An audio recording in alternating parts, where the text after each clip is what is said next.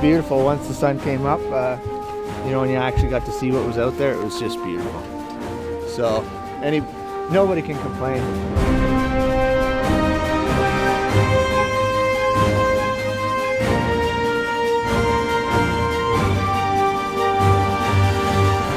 I was in a bit of a bad way all night last night and all day today.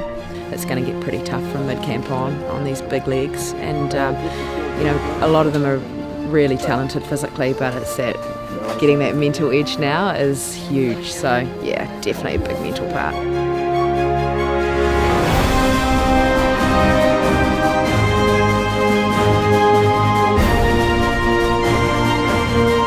It's a tribute to the local history of the area. The initial miners all got their wheelbarrows from Cairns and wheeled them up into the tablelands and looking for gold. So we thought we'd incorporate that little historical aspect to it.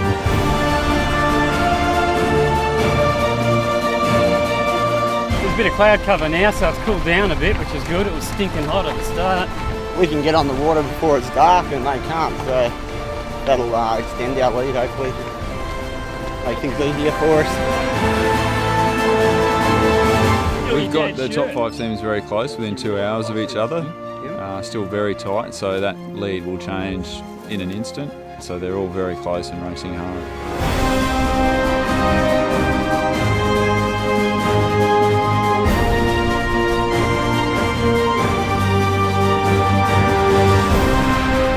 I thoroughly enjoyed today. It was really, really scenic. And even though you had to pull and drag and it was so hot, it was really beautiful. It was awesome.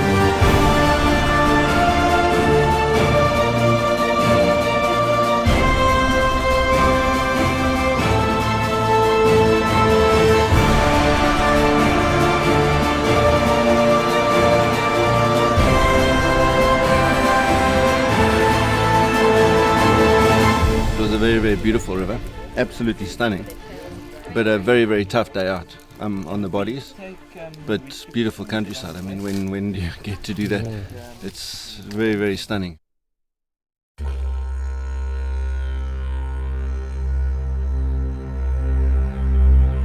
They've come over halfway now, so they've spent a few days warming into things, and now the hard legs are really starting to come up on them.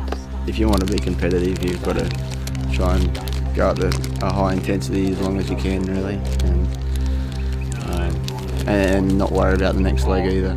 Just the ability to sort of push yourself to the edge time and time again, and also, I guess, respect for your teammates. So you've got to tell them when you're hurting and when you need help, and be willing to offer help as well when you're feeling better.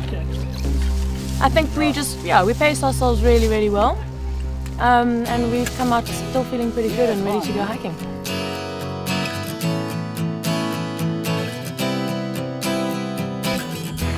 It's going to be a very hot one today. Got the nods at the moment, even though it's only 11 o'clock in the morning. Imagine, yeah, you can sleep on your feet.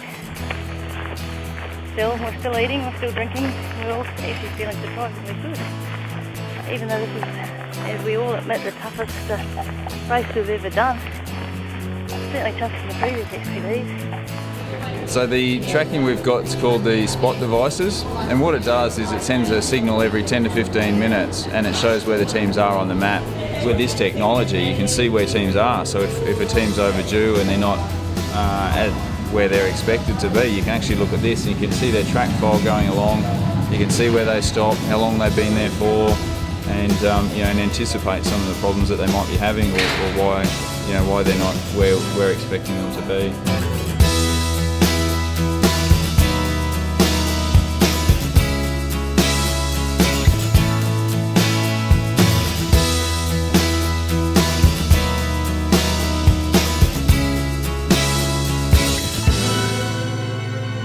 There's nothing in there, nothing at all really. It's long too, so we've been 24 hours now. So it's pretty long, but Brent's done a great job. Turned himself inside out for the troops last night. Didn't even have to turn back once. Oh, the evening was pretty tough, navigationally in particular. So we were pretty happy to find the first checkpoint, or the only checkpoint, without too much trouble. We actually caught up to O'Ryan and McCain's there, and then travelled along with Ryan for probably about half an hour before we sort of went separate ways. And well, we're here just down the road, so obviously had pretty similar evenings, really. Yeah. And it's been a bloody hot day. No real problems with anything. It's just so rough underfoot mostly. That's the main problem. Just rocks everywhere. Basically rocks under track. long grass everywhere. So the pace you go is pretty slow. Well, we've been we'll be 25 hours into 60 k's. Oh, it's great to get on the bike. Yeah, that's always a highlight, especially after doing like really rugged off-road trails. So yeah, it's great to get on the bike and just spin the legs over.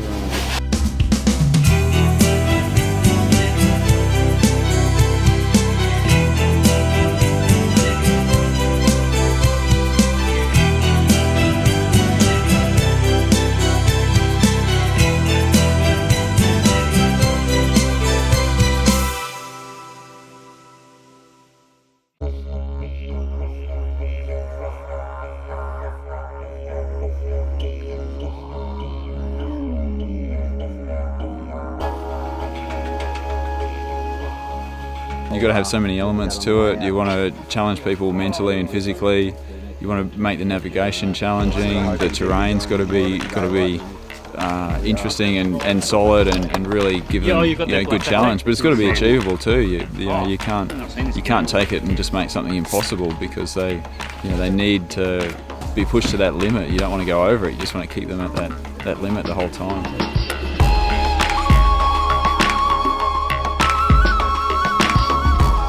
Beats work. That's what you're asking me? Always beats work.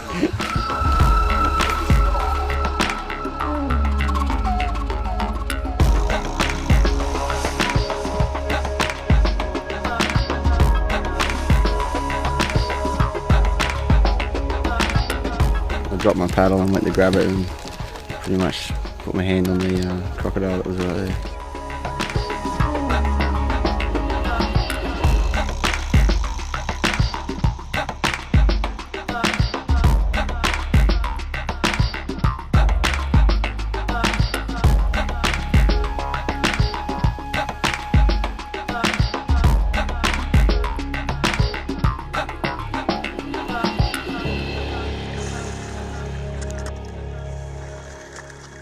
By the time you get towards the end of the race, things are just drawing out. People are getting very tired. Things are taking longer to do. They're moving more slowly. So time definitely does kind of get expanded as the race goes on.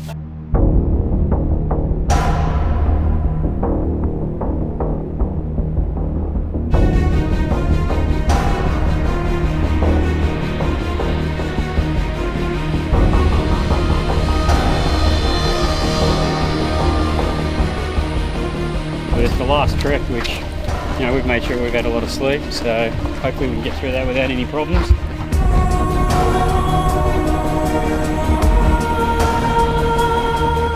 Oh, there were some good views when the sun came up this morning. It was beautiful out there. Walking across these big rock slabs across the top of these ranges and stuff, that was pretty nice early on. Just want to get home, have some nice food and a shower. From the start, it was always going to be a challenge. For some, a hard challenge. For others, an awakening of the spirit. In the end, of the 47 teams, less than half finished. But this is the XPD, and many will return next year.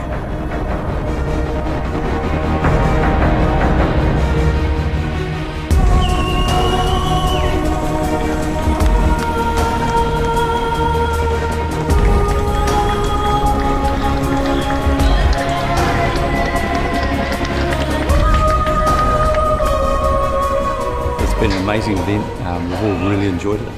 Really hard first 36 hours getting the body and the mind into the mode, I suppose, into adventure racing.